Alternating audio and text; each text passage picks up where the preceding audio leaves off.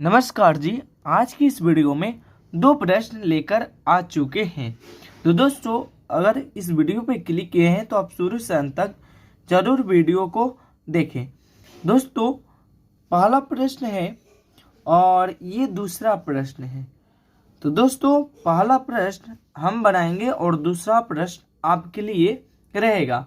तो चलिए स्टार्ट करते हैं। तो दोस्तों, इस तरह के सवाल को कैसे हल करेंगे तो आइए इस वीडियो में सीखते हैं।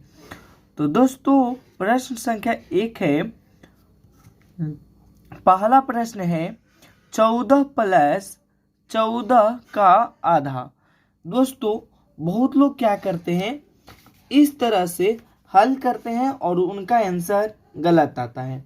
तो 14 प्लस 14 का आधा, बहुत लोग करते हैं 14 प्लस 14 गुना 1/2।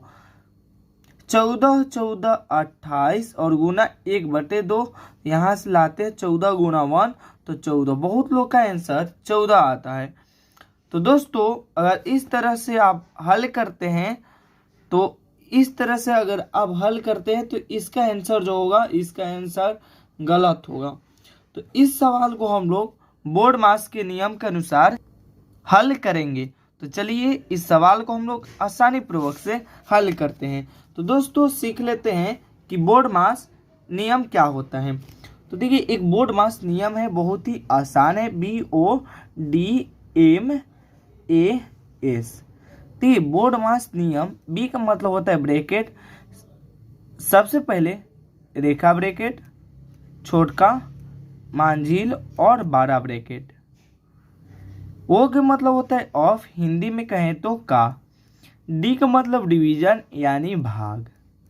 एम का मतलब मल्टीप्लिकेशन यानी गुना।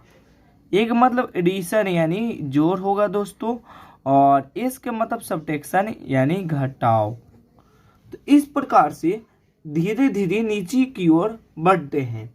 तो दोस्तों, सबसे पहले ब्रैकेट को हल करते हैं। तो इस सवाल में ब्रैकेट नहीं है तो छोड़ देंगे। 2 नंबर पे का है, तो इस सवाल में का है तो सबसे पहले का को हल करेंगे। तो चलिए इसको साइड में हल करते हैं। तो लिखेंगे सॉल्व। सॉल्व लिखकर अब हल करेंगे 14 प्लस 14। का के मतलब होता है गुना 1/2। देखिए, सबसे पहले हम लोग का को हल करेंगे। देखिए, का जो था उसको हम लोग गुना के रूप में बदले हैं। तो गुना को सबसे पहले इसको ही हल करेंगे। देखिए, का है तो सबसे पहले इसको हम गुना के रूप में बदले हैं। तो सबसे पहले इस पार्ट वाले को ही हल करेंगे। तो दोस्तों, हल करेंगे तो क्या करेंगे, सबसे पहले तो 2 7 14। तो 2 7 कितना हो रहा है, 14। 7 बार में कटेगा। तो यहाँ पर लिखेंगे दोस्तों, देखिए क्या लिखना है, 14 और प्लस 7 और गुना 1। तो देखिए, यहाँ पर हम लोग का को हल कर चुके हैं। अब क्या करेंगे, अब करेंगे दोस्तों डी मतलब डिवीजन। तो यहाँ पर देखिए डिवीजन नहीं है यानी भाग नहीं है तो छोड़ देंगे। एम मतलब होता है मल्टीप्लिकेशन यानी गुना। तो सबसे पहले इसको हम लोग गुना करेंगे। तो गुना करेंगे तो कितना होगा, 14 प्लस 7 गुना 1 कितना होता है, 7। अब देखिए गुना कर चुके हैं, इसके बाद में जोड़ है तो इसको हम लोग जोड़ के आंसर को ला देंगे। तो 14 और 7 कितना होता है दोस्तों, तो 14 और 7 21 होता है। तो ये हमारा जो हुआ, यही हमारा आंसर हुआ दोस्तों। यही हमारा 21 जो हुआ वह आंसर हुआ, यानी कहें तो सही उत्तर हुआ। तो दोस्तों, देखते होंगे आप लोग का आंसर कितना आया था, 14। लेकिन इस तरह से सवाल को हल करेंगे तो आपका सदैव आंसर गलत ही आएगा। तो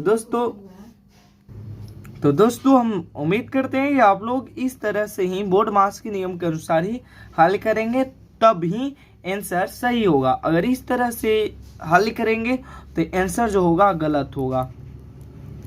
तो दोस्तों, ये सवाल आपके लिए है।